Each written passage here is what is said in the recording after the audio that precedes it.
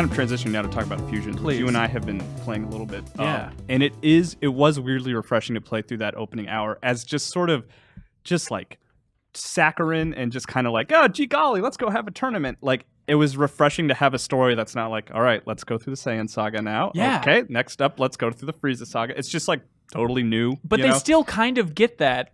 You know, they have their cake while eating it too, as they say, or whatever the hell that is. Because they're pulling in everybody from the Dragon Ball world, they can pull in those early boss fights. And we'll just call them boss fights. So it's like, hey, here's Raditz and Nappa. They're goofy, but now this time they can fuse together and make Nats. Is that his name? Yeah. And he just looks hideous, and you wipe the floor with him immediately. Yeah. But you've played a couple hours. I've played a couple hours. I've not talked to you at all about this. What do you think about Dragon Ball Fusions? I'm enjoying it. Me too. That's a good tone and cadence. Yeah, because it's not. I'm not like waving my arms and be like, "Oh, this is the Dragon Ball game I've been waiting for." But like the combat sort of straddles this weird line between like a strategy game and a turn-based RPG. Yeah, where you have this like big ring and you kind of select your attack and who you want to attack, and then you can knock them either out of the ring or you can knock them into your friends or into enemies to like take extra damage. So there's this weird level of like strategy. And it's nice to get away because I've reviewed like the last two Xenoverse games and Battle of Z, which were just like straight up pretty much fighting games. Yeah. So it's nice to play a Dragon Ball game that's like an RPG. But there's still like attacks where you are physically flying around and punching and shooting your ki blast and stuff. Yes. What struck me, it's like I don't think this game has been promoted much by Namco at all. It seems really solid, but. The interesting thing is going into it, it's like, oh, it's a strategy RPG. Okay, I didn't really expect this. And the weird analogy that I thought of is it reminds me of South Park: The Fractured But Whole. Really? Okay. Was there any part of you that thought of that? I've totally been thinking of that. Okay. Yeah. And along with our concerns about South Park is like, I wonder if those like battles are going to take too long. I feel like in Fusions, those arenas take a while to work your way through. Because it'll be like 4 versus 5 battles and it like... I guess I don't have to explain it. It's a turn-based RPG. Like every single character has to take their turn, and every single character you have to be somewhat methodical about. You can't just be like, all right, just do the regular attack. Okay, this guy should heal everybody else. Yeah. Like everyone involves a little bit of movement and a little bit of aiming.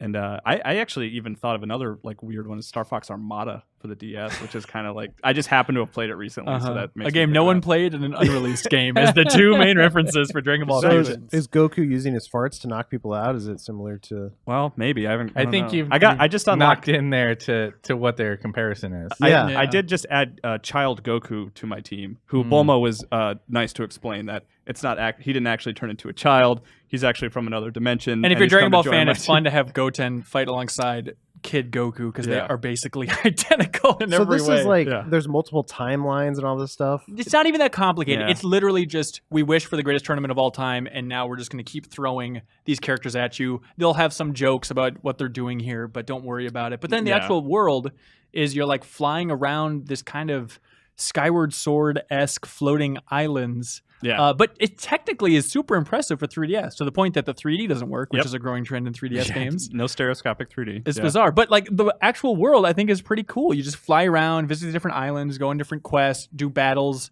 It seems like the rhythm is you get into these strategic battles to build up different kinds of energy. Then you use that energy to unlock new areas in this world, and then transition to the next bubble of floating islands, then the next bubble. Right. So it could get repetitive at a certain point.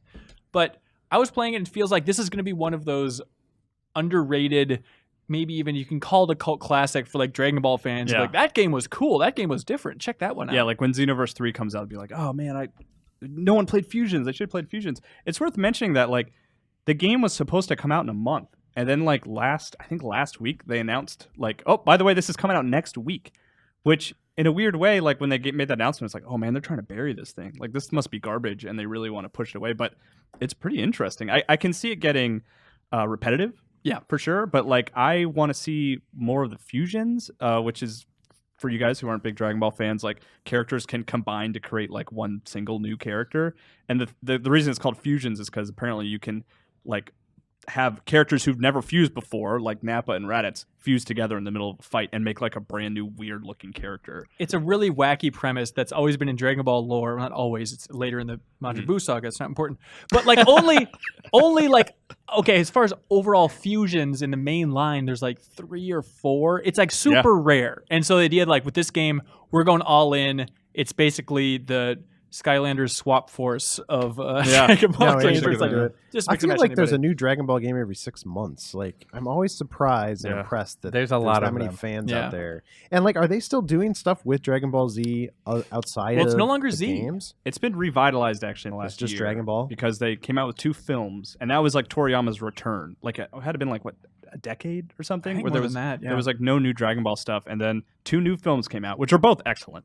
Like they're both really good, and really actually totally drew me back into Dragon Ball Z to the point where I rewatched the whole show. So you're like Dragon Balls deep now. Yeah, exactly. Okay. That's right. Hashtag probably for that, I imagine. But then now there's Dragon Ball Super, like which is a new TV. There's a new series out too, which picks up after Z. So, which I haven't started watching yet. I haven't either. But this is a new team. It's from the developers that made We Fit You and a bunch of Oh, I One didn't know Piece that. games. And it kind of has that, I don't know, it's nice because you compare it to Dimps, who's making the Xenoverse games, and they've made dozens of Dragon Ball games. And so it's nice to see a brand new developer's take on the Dragon Ball license. And like, it's solid. It's interesting. I'm gonna stick with it. I'm Yeah. gonna keep playing it for sure. Thank you so much for watching this excerpt from the Game Informer Show podcast. You can click right here if you want to subscribe and listen to the audio version of the full show. Full episodes air every Thursday, and they feature Game Informer editors sitting around talking about the biggest reviews, previews. We talk about exclusive impressions of Game Informer's cover stories. We have long-form developer interviews, everything that's great in gaming. So every Thursday, be sure to check it out.